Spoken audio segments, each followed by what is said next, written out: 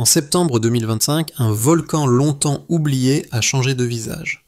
En quelques heures, les capteurs ont révélé sous le Somgand un fil ininterrompu de carbone cristallisé, un gisement de diamants si vaste qu'il bouscule la carte du pouvoir.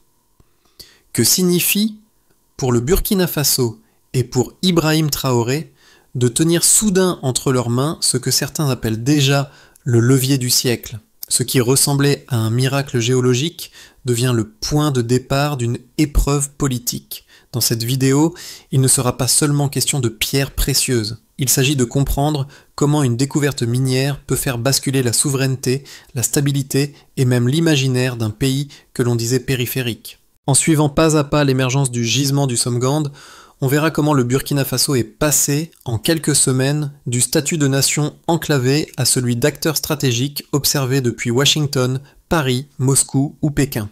On décortiquera les chiffres, les promesses, les risques, mais aussi les espoirs que ce volcan a réveillés. Le but est simple, montrer comment, derrière le récit de Ibrahim Traoré Burkina Faso, se joue une question qui nous concerne tous. Une ressource peut-elle servir la dignité collective sans devenir une nouvelle chaîne de dépendance? À la fin, chacun pourra juger si le diamant de Somgand annonce une renaissance durable ou la répétition d'un vieux scénario africain. La révélation n'a rien eu de spectaculaire à l'œil nu. Tout commence par quelques lignes anormales sur l'écran d'un drone de prospection, une vibration étrange dans les données, le 10 septembre 2025 à 9h46. Les instruments indiquent des zones de densité minérale si élevées qu'aucun modèle ne parvient à les expliquer. En moins de 3 heures, l'état-major scientifique de Ouagadougou se met en alerte. Un convoi militaire décolle vers le Somgand, et la zone est bouclée. Sur le papier, le Burkina Faso n'est alors qu'un pays sahélien de plus, marqué par les crises sécuritaires, la pauvreté persistante et une visibilité internationale limitée. Mais ce jour-là, les entrailles du volcan livrent un secret gardé depuis près de 12 millions d'années, selon les modèles géologiques. Les premiers relevés combinés des satellites chinois et des laboratoires burkinabés parlent d'une masse totale de près de 14 millions de carats exploitables, avec une pureté moyenne de 92,7%, un record mondial supérieur d'environ 30% au plus grand gisement connu en Afrique australe. Le soir même, Ibrahim Traoré apparaît à la télévision nationale. Son ton est calme, presque retenu. Il répète que ce diamant n'est pas un trésor à vendre, mais une épreuve collective. Ce que nous avons trouvé appartient à notre terre, affirme-t-il, et notre devoir est de la protéger. À partir de là, l'histoire sort du cadre géologique. Les marchés financiers scrutent le moindre mot, les chancelleries rédigent des notes confidentielles, tandis que les habitants, dans les marchés et les villages, commencent à parler d'avenir plutôt que de simple survie. Au centre de ce basculement, un visage s'impose, celui d'Ibrahim Traoré, jeune chef d'État de 36 ans. Depuis son arrivée au pouvoir, il incarne pour une partie de la population la promesse d'une indépendance plus concrète, moins symbolique. Avec la découverte du Somgand, cette promesse prend brusquement une forme tangible. Dès les premiers jours, son choix de vocabulaire marque les esprits. Il refuse le triomphalisme, parle d'épreuve, de contrat moral plutôt que de jackpot. Dans les quartiers populaires comme dans les casernes, une phrase circule. Ce diamant n'est pas la fin de notre lutte, il en marque le commencement. Les radios la répètent, les anciens la commentent aux enfants, les étudiants la transforment en slogan. Sur le plan immédiat, les effets sont aussi psychologiques qu'économiques. Les Burkinabés, longtemps habitués à voir leurs ressources partir vers l'extérieur, découvrent que cette fois, le centre de gravité pourrait se déplacer vers eux. Les premières discussions ne portent pas seulement sur l'argent, mais sur ce que cette manne pourrait signifier pour l'éducation, les infrastructures, la place du pays dans l'Afrique de l'Ouest. Le personnage d'Ibrahim Traoré se mue alors en guide de récit. Chaque décision qu'il prendra autour de ce gisement déterminera si le nom Ibrahim Traoré Interview sera associé à une réussite historique ou à un nouvel échec africain. Tout commence donc par cette anomalie détectée au petit matin. À midi, le convoi militaire atteint le Somgand, sécurise le périmètre, coupe les communications non essentielles. Les drones civils sont interdits, les premières équipes de géologues chinois et burkinabés descendent dans les entrailles du volcan. Les échantillons qu'ils remontent sont si purs que certains doutent de leurs propres instruments. Dans les heures qui suivent, les centres de recherche à l'étranger reçoivent des images et des données cryptées. À Washington, à Paris, à Pékin et à Moscou, les téléphones se mettent à sonner. Les notes diplomatiques parlent d'un événement à implication stratégique et d'un possible déplacement du centre de gravité africain. Sans que la population n'en ait encore pleinement conscience, le Burkina Faso devient en coulisses un dossier prioritaire pour plusieurs chancelleries. Le soir, Ibrahim Traoré prend la parole à la télévision.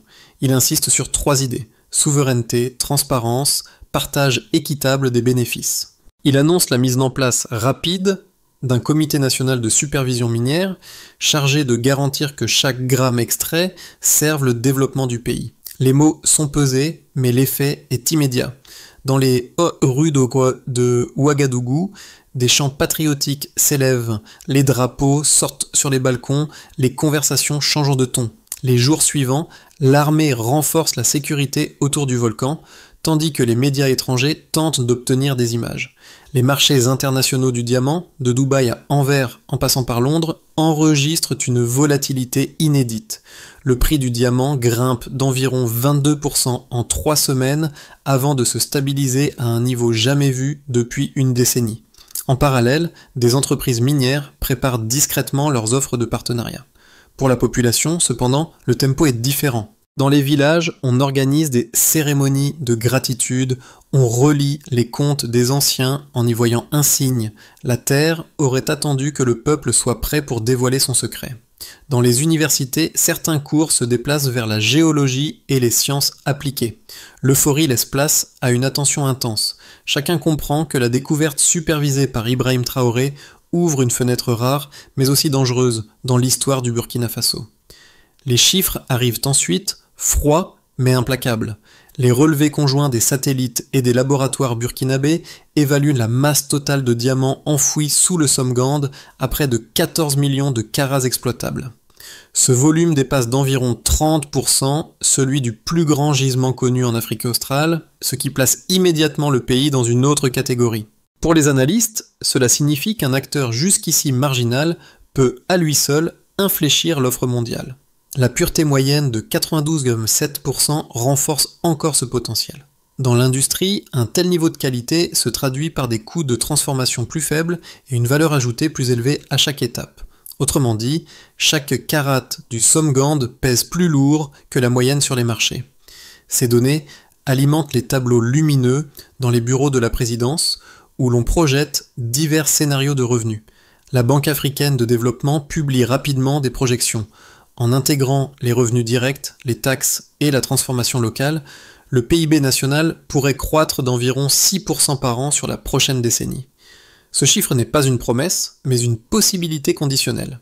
Il repose sur 2 paramètres essentiels, la sécurité du site et la qualité de la gouvernance. Sans ces garde-fous, les modèles perdent en leur cohérence. Autour de la table, les offres se précisent. Les équipes chinoises et russes proposent un encadrement technique renforcé, avec des infrastructures et des technologies d'extraction avancées. Les États-Unis mettent en avant une assistance à la transparence et à la traçabilité pour rassurer les marchés. Chaque acteur calcule, compare, ajuste ses propositions pour rester dans la course sans apparaître trop intrusif.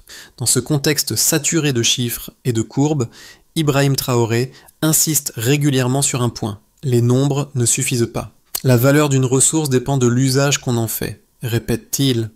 Aller trop vite, c'est risquer de perdre le contrôle politique en échange de gains immédiats. Attendre, c'est espérer gagner une maîtrise technologique plus solide au prix d'une pression internationale croissante. C'est dans ce dilemme, mesuré en millions de carats et en points de croissance, que se joue désormais l'avenir du Burkina Faso et la façon dont le monde prononce les mots Burkina Faso News.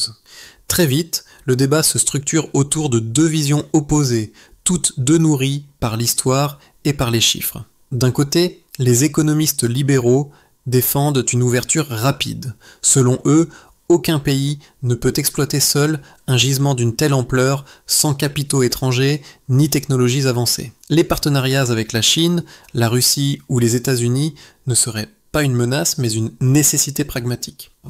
En s'intégrant vite aux circuits mondiaux, le Burkina Faso pourrait, d'après leurs calculs, obtenir un avantage économique supérieur d'environ 30% sur 5 ans grâce à des flux massifs d'investissement et à l'accès au marché.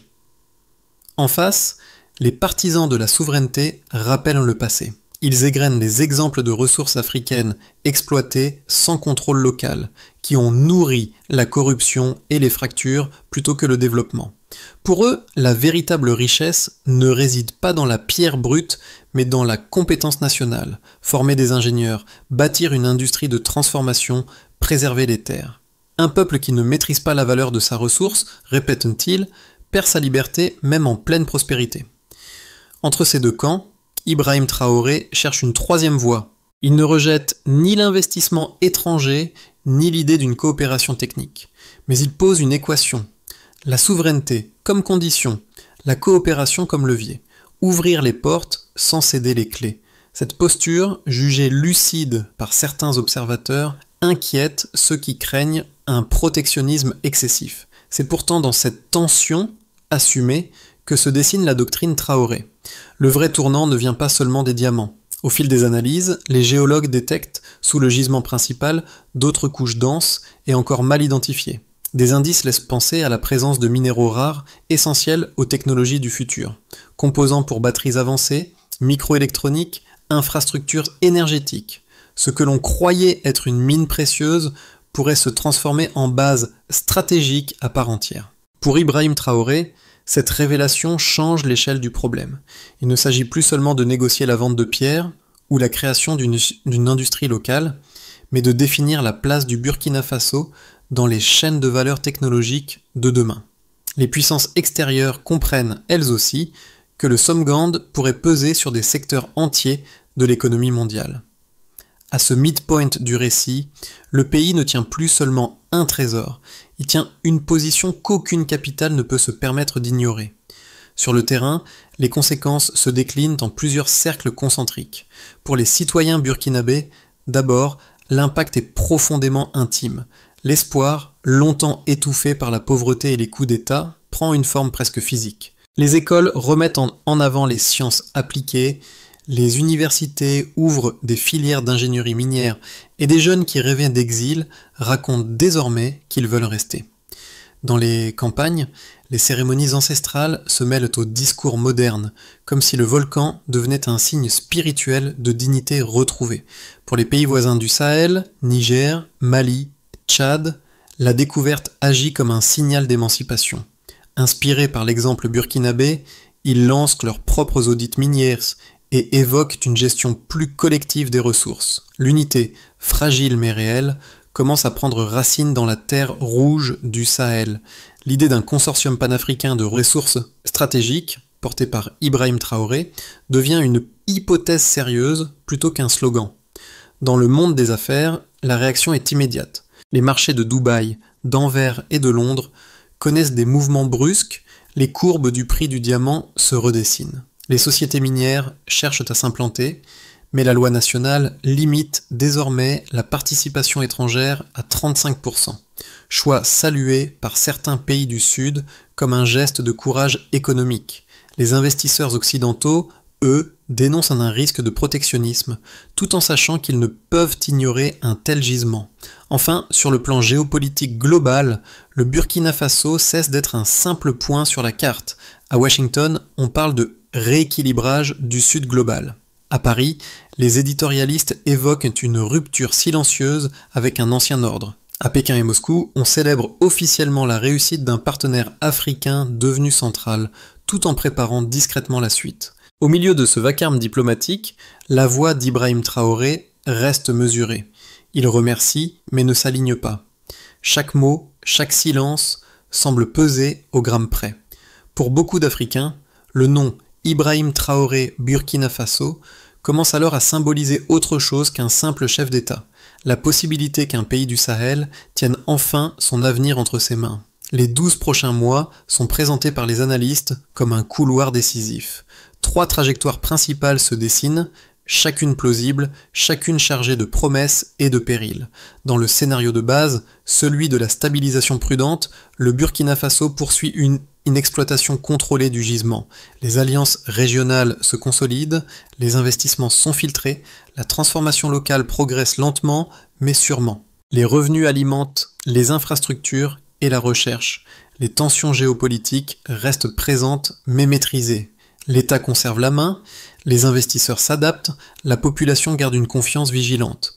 Dans le scénario optimiste, la montée en puissance, le consortium panafricain imaginé autour du Sahel s'institutionnalise réellement. Une agence continentale de certification voit le jour, garantissant transparence et traçabilité des diamants africains. Le Burkina Faso devient alors un modèle de souveraineté coopérative et la croissance régionale pourrait dépasser les 8% par an. Dans cette configuration, le Somgand ne serait plus un cas isolé, mais le premier pilier d'une architecture économique partagée. Dans le scénario pessimiste, la fragmentation, la pression des intérêts étrangers et les rivalités internes fissurent le système. Les revenus nourrissent en la corruption, les forces d'influence exploitent en les divisions, les promesses s'éteignent dans les querelles de pouvoir. Le diamant perd sa valeur symbolique et le pays replonge dans le cycle de dépendance qu'il voulait briser. Aucun de ces scénarios n'est écrit d'avance. Ils fonctionnent comme des balises plutôt que comme des prophéties. Pour le spectateur, ils invitent à une question de méthode. Dans un monde où les ressources stratégiques reconfigurent les rapports de force, comment penser à la fois le risque, l'opportunité et la responsabilité collective? C'est à cette échelle que se joue désormais le récit du Somgand. À ce stade, l'histoire du Somgand ne parle plus seulement aux Burkinabés. Elle touche plusieurs publics, de manière différente. Pour ceux qui vivent dans d'autres pays africains, le récit agit comme un miroir. Il rappelle combien de fois des ressources ont été découvertes sans que les populations n'en voient les bénéfices. Le cas du Burkina Faso devient alors un test, prouver qu'une autre trajectoire est possible ou confirmer une fois encore la répétition des schémas. Pour les citoyens du Nord, habitués à consommer des technologies sans se demander d'où viennent les matières premières, ce volcan oblige à lever les yeux. Les minéraux rares, les diamants, les chaînes d'approvisionnement prennent soudain un visage humain. L'expression Burkina Faso News cesse d'être une rubrique lointaine pour devenir un élément de leur propre confort quotidien. Pour les jeunes, enfin, qu'ils soient à Ouagadougou, à Dakar ou à Paris, l'histoire d'un pays qui tente de transformer une ressource en compétence pose une question intime. Rester, partir, revenir, contribuer d'une manière ou d'une autre. Derrière les discours sur la souveraineté ou la coopération, il y a des trajectoires individuelles qui se dessinent. Et c'est souvent là que se joue la profondeur réelle d'un changement. Face à l'ampleur du défi, Ibrahim Traoré présente une feuille de route en plusieurs étapes, articulée autour d'un principe simple, transformer la ressource en compétence. D'abord, la maîtrise technique. Le gouvernement inaugure une Académie nationale des mines destinée à former des centaines d'ingénieurs en géologie, en robotique et en transformation minière d'ici 2027. Ces jeunes ne doivent pas être de simples exécutants de contrats étrangers, mais les gardiens du savoir. Ensuite, la gouvernance. Une agence indépendante de régulation minière est créée, cerveau chargé de surveiller les flux, les concessions et les exportations. Chaque transaction doit être validée par une double signature, celle de l'État et celle d'un comité citoyen. L'objectif est clair, réduire l'espace de la corruption systémique. Troisième axe, la coopération régionale. Le Burkina Faso s'allie au Mali et au Niger pour fonder un fonds souverain commun. Les revenus miniers sont mutualisés pour financer des infrastructures transfrontalières, routes, énergie, éducation. Quatrième pilier, la durabilité. Une partie des profits est dédiée à la reforestation et à la protection des sols, pour éviter que la prospérité ne se bâtisse contre la nature. Enfin, la connaissance ouverte. Les données géologiques non sensibles sont rendues publiques afin de stimuler la recherche scientifique africaine. Pour beaucoup, cette feuille de route montre que Ibrahim Traoré Interview n'est pas seulement un exercice de communication, mais la tentative de fixer un cap dans un contexte où chaque erreur se paierait très cher. Au crépuscule d'une année bouleversée, le Somgand ne dort plus. Son silence millénaire s'est transformé en battement de cœur national. Dans les villages, les enfants apprennent que leur sol porte plus que des pierres précieuses. Il porte l'histoire d'une dignité retrouvée. Lors d'une cérémonie symbolique au pied du volcan, Ibrahim Traoré se tient debout face au cratère. Il rappelle que ce lieu, jadis simple montagne, est devenu le miroir de la conscience africaine. « Nous ne cherchons pas à briller, mais à éclairer notre propre route », dit-il. Ces mots résonnent comme un écho à la première nuit de l'annonce, quand le pays découvrait que ce diamant n'était pas une fin, mais un début. Le Somgand, désormais, n'appartient plus à quelques scientifiques ni à un seul président. Il appartient à tous ceux qui pensent qu'un continent peut écrire son destin sans demander la permission. Dans cette lumière rouge du Sahel, la silhouette de Ibrahim Traoré Burkina Faso devient le symbole vivant de ce que l'Afrique peut devenir lorsqu'elle choisit de se tenir droite. Au terme de ce voyage, le diamant du Somgand brille encore, mais son éclat le plus pur ne se trouve pas dans les vitrines ni dans les chiffres. Il se lit dans les yeux de ceux qui refusent de se soumettre, dans les salles de classe qui se remplissent, dans les terres que l'on décide de préserver. L'histoire que vous venez d'entendre n'est pas figée. Elle se réécrit chaque jour, au rythme des décisions prises à Ouagadougou, à Niamey, à Bamako, mais aussi dans les bureaux lointains où l'on trace des courbes sur des écrans. Elle interroge notre façon, à tous, de consommer, d'investir, de parler de l'Afrique.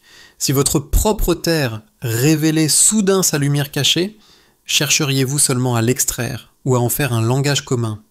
Et, face à un levier du siècle, choisiriez-vous le confort immédiat ou la patience de la dignité?